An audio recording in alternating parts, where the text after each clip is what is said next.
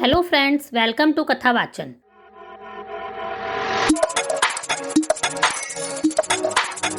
आज हम आपको संकष्टी चतुर्थी की कथा सुनाएंगे। हमारे धर्म में गणेश पूजा का विशेष महत्व है।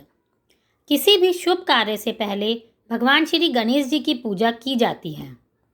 हिंदू पंचांग के अनुसार हर महीने के कृष्ण पक्ष की चतुर्थी को संकष्टी चतुर्थी कहा जाता है, ताकि विघ्नहर्ता गणेश सभी के दुख दूर कर सके और सभी भक्तों की सभी मनोकामनाएं पूर्ण करते हैं। संकष्टी चतुर्थी की कथा।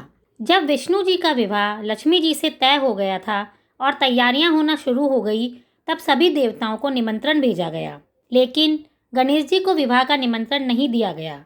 जब विष्णु जी की बारात जाने का समय हुआ, तब सभी देवी देवता शामिल हुए, लेकिन सभी ने देखा गणेश जी वहां उपस्थित नहीं हैं।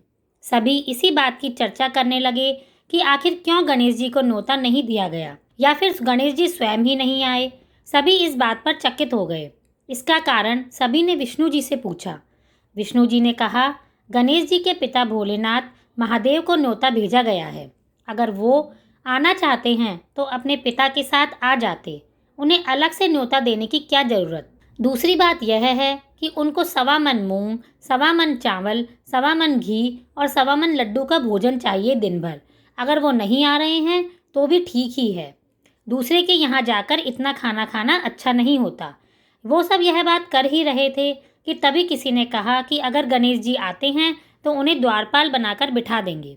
सबने कहा कि उनसे कहेंगे कि आप चूहे पर बैठकर धीरे धीरे चलोगे तो ऐसे में बहुत पीछे रह जाओगे, इसलिए आप घर का ही ध्यान रख लीजिए द्वारपाल बनकर। इस पर विष्णु जी ने अपनी सहमति दे दी। इतने में गणेश जी विष्णु जी की बारात वाले स्थान पर पहुंच गए। सभी ने उन्हें समझाकर घर की रखवाली करने के लिए घर पर छोड़ दिया। बारात चल दी। अब नारद जी ने देखा कि घर के दरवाजे पर गणेश जी बैठे हुए हैं। नारद जी ने उनसे रुकने का कारण पूछा। गणेश जी ने कहा, विष्णु भगवान ने मेरा बहुत अपमान किया है। नारद जी ने कहा कि आप अपनी मूषक सेना को आगे भेज दें, इससे वो रास्ता खोद देंगे और उनके वाहन जमीन में धंस जाएंगे। इसके बाद वो आपको सम्मानपूर्वक बुलाने के लिए विवश हो जाएंगे। गणेश जी ने अपनी सेना को आगे भेज दिया। मूषक सेना ने रास्ता खोद दिया।